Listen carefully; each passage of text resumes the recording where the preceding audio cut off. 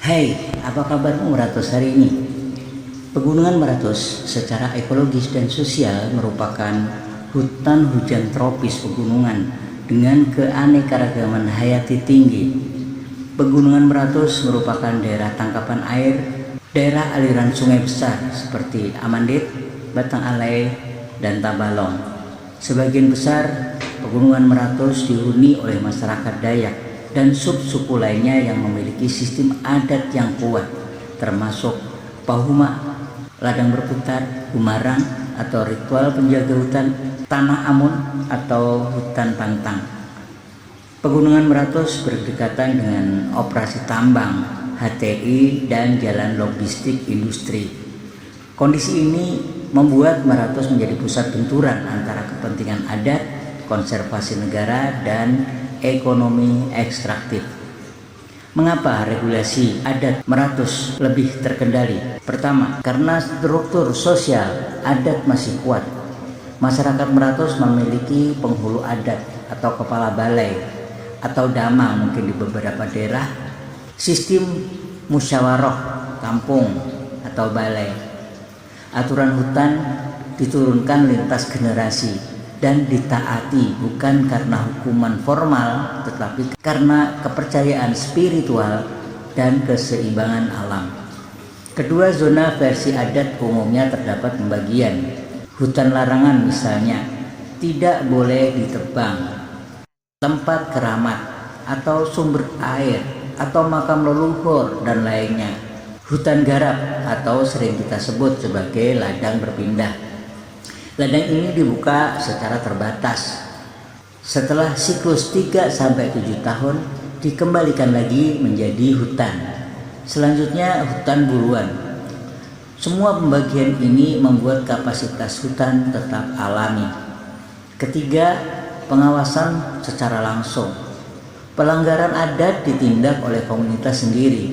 Sanksi sosial lebih berat daripada denda formal. Tidak bisa dibeli dengan uang. Semua orang saling mengenal sehingga pelanggaran jarang terjadi. Berikutnya, keempat, motif menjaga hutan lebih murni karena hutan dianggap sebagai sumber kehidupan, sumber mata air, sumber pencaharian. Bagaimana dengan kekuatan regulasi pemerintah dan tantangan di Meratus? Meratus memiliki status Tahura Sultan Adam untuk Kalimantan. Meratus merupakan hutan lindung dan taman nasional di bagian timur. Berdasarkan tata ruang, banyak juga yang berstatus izin tambang, izin usaha pertambangan, HTI, perkebunan skala industri. Memiliki legitimasi hukum nasional. Bisa melindungi satwa dilindungi seperti orang hutan, macan, dahan, owa-owa. Ada juga tambahan yaitu adanya anggaran dan aparat. Namun tantangan yang besar yang dihadapi regulasi pemerintah dapat dikatakan lemah terhadap pengawasan, lemah di lapangan, terutama terhadap illegal logging berskala besar, ekspansi tambang, perkebunan yang masuk kawasan lindung. Ribuan hektar Meratus tumpang tindih antara tahura, izin usaha pertambangan, konsesi perusahaan, klaim tanah adat.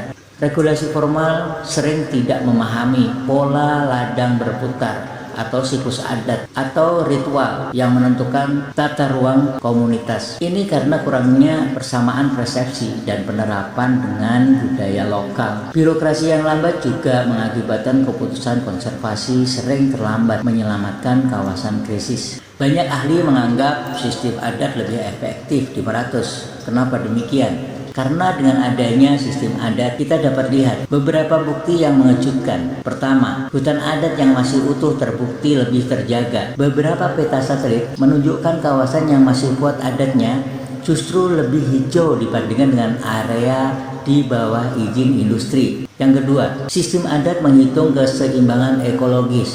Kearifan lokal menentukan kapan ladang harus istirahat, kapan hutan harus dibiarkan bernapas. Kepentingan jangka panjang, masyarakat adat tidak mengincar keuntungan cepat seperti model industri ekstraktif, melainkan keberlanjutan 7 turunan. Kerusakan besar justru datang dari izin ilegal, seperti bencana banjir, tanah longsor, dan kerusakan daerah aliran Sungai Amandit dan Batang Alai. Sebagian besar berkaitan dengan tambang ilegal, jalan holeng, pembukaan lahan yang besar-besaran, terutama untuk perkebunan sawit. Ini memperkuat persepsi bahwa hukum negara tidak sekuat aturan adat dalam menjaga meratus. Bukan berarti ini tidak ada titik temu. Satu pandangan terlepas dari setuju atau tidak setuju, negara bisa mempercepat pengakuan hutan adat meratus melalui Perda Masyarakat Adat atau Permendagri atau Perhutanan Sosial Hutan Desa dan Hutan Adat. Pengelolaan bersama Tahura atau hutan lindung bisa dikelola dengan zona ritual adat, zona konservasi, zona pemanfaatan tradisional, pengawasan bersama masyarakat setempat. Peta wilayah adat Dayak Meratus perlu menjadi rujukan resmi ketika menentukan batas tambang atau batas tahura dan kawasan rawan bencana. Di Meratus, aturan adat terbukti lebih konsisten dan ekologis, sedangkan regulasi negara memiliki kekuatan formal tetapi lemah dalam implementasi karena tekanan kepentingan industri dan minimnya pengawasan. Model terbaik adalah menggabungkan keduanya, adat leluhur yang menjaga keseimbangan dan kekuatan negara untuk perlindungan skala besar.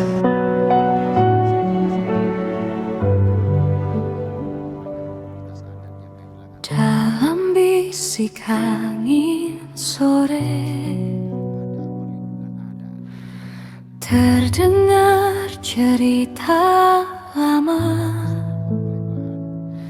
tentang bumi yang dulu hijau dan hati manusia yang sederhana. Ranting tua bergetar pelan,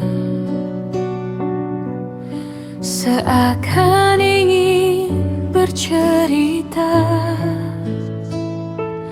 Dulu kita hidup berdampingan sebelum hasrat merusak segala.